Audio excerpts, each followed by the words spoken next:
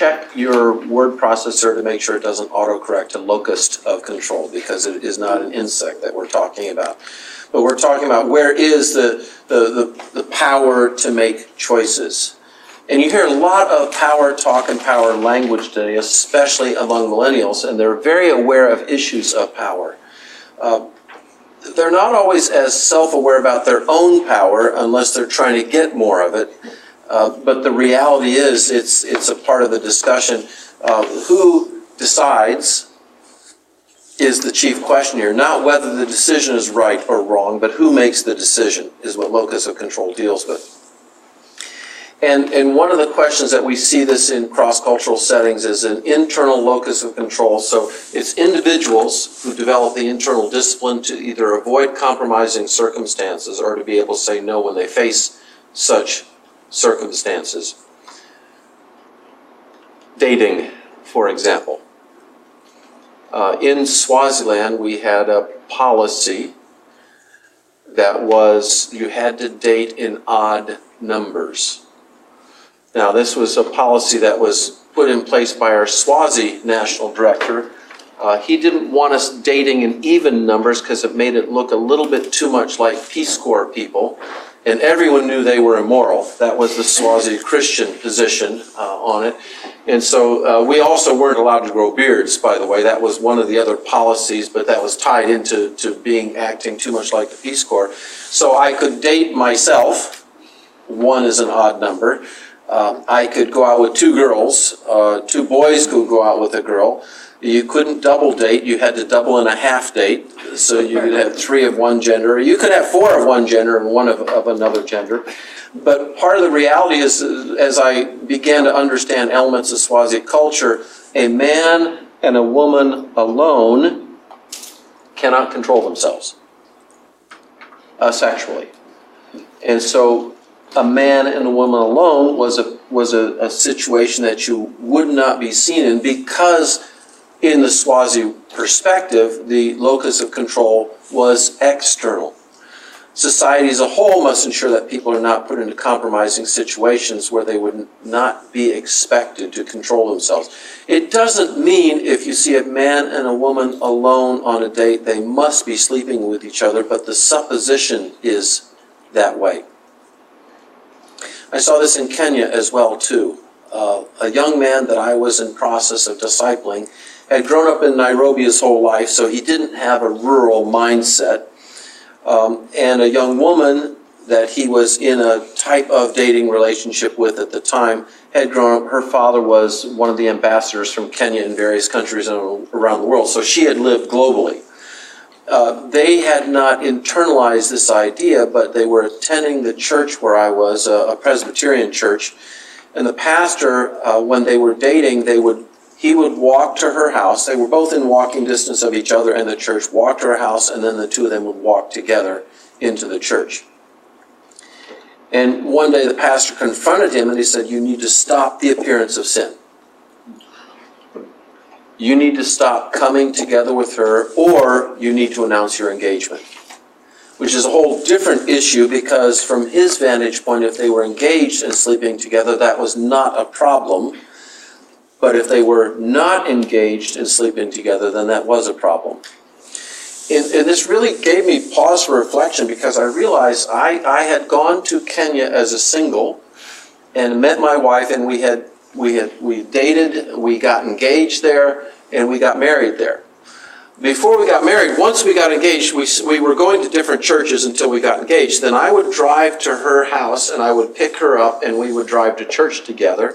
And we would arrive at church together, and I asked the pastor, did people think we were sleeping together?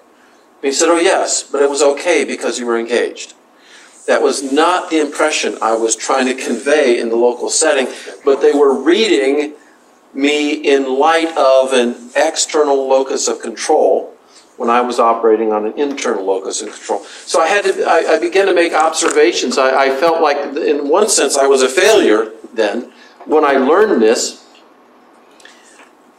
Okay, how do Africans do this when it's two people in a vehicle together and they're not married to each other? Well, I watched one such set, I was going to call them a couple, but they weren't a couple happening. It was a married man and a married woman, and she was driving and he would sit in the back seat. In other words, they were telling people we're together, but we're not together. A similar situation, if somebody came to visit us in Kenya, we had to keep the door open on the apartment or the house. If you were a single male in the house and a woman came to visit you, or the other way around, you would not close the door and be behind closed doors together. If your door is open, it means nothing is going on here. If the door is closed, it means we're doing whatever we want to. Parallel in Swaziland, where I first served,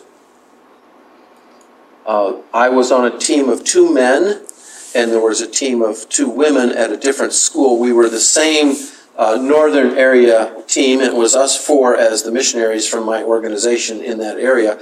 And so every Friday night we would drive up to their apartment, and then we would stay till about 10:30 or so. We would have a team meeting. We would eat dinner together. We would fellowship. We would talk about plans for what we were going to do, what our organization wanted us to do. And the context of their apartment was on the campus of the high school where they taught. It was provided teacher housing, which is common in many places in the world.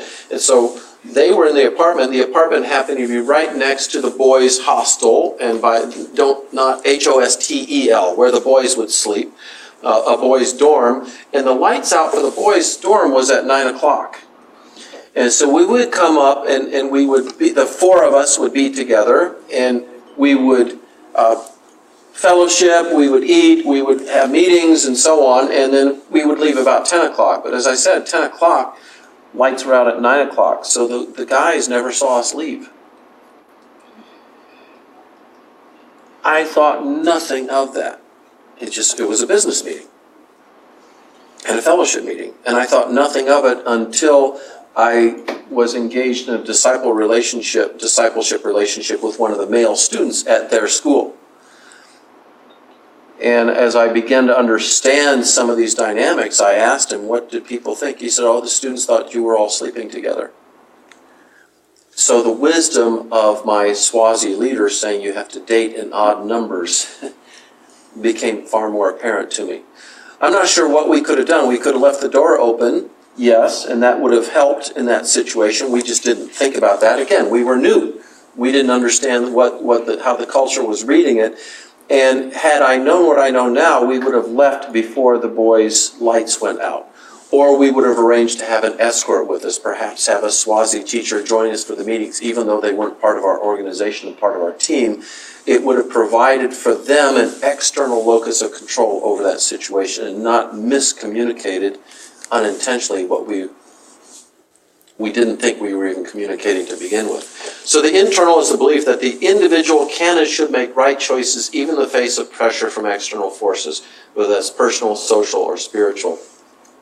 So in the United States, my children all went through the DARE program, and it was a program teaching children how to say no to drugs.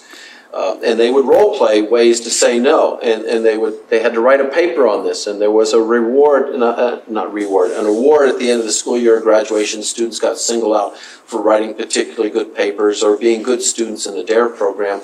All of this built on the foundation that the locus of control was inside the students, and that is very much a North American value.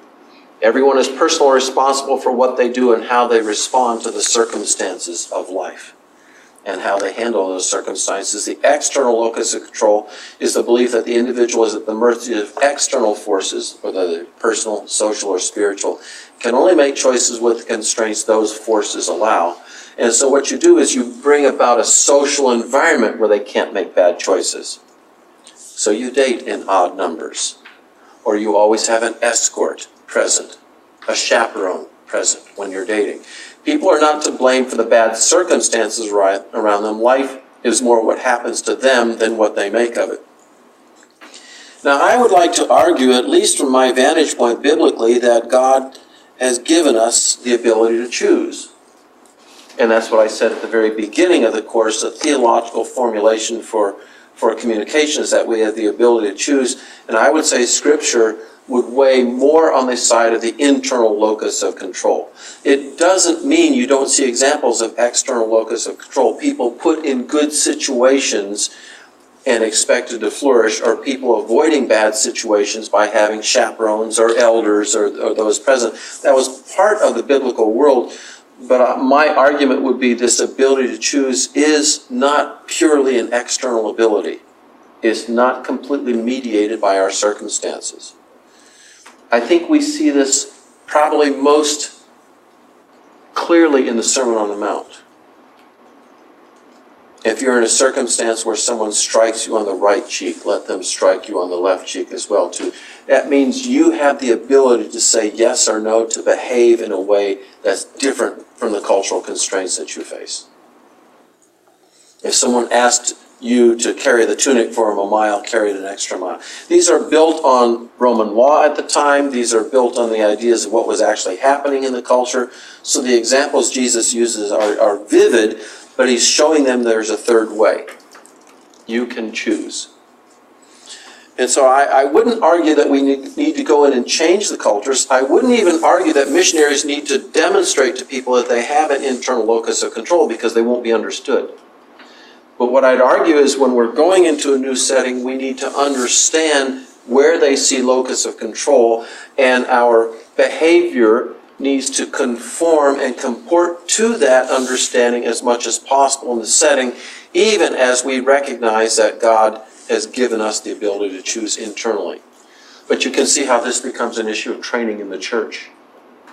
If I'm discipling people, how might I disciple them to be empowered to make their own choices in ways that honor the Lord? It's not by telling them they don't need chaperones. It's not by doing the negative, by tearing down the societal constraints, but it's by building them up on the inside and reminding them this is what God calls you to. If you're faced in a circumstance, God will give you a way out.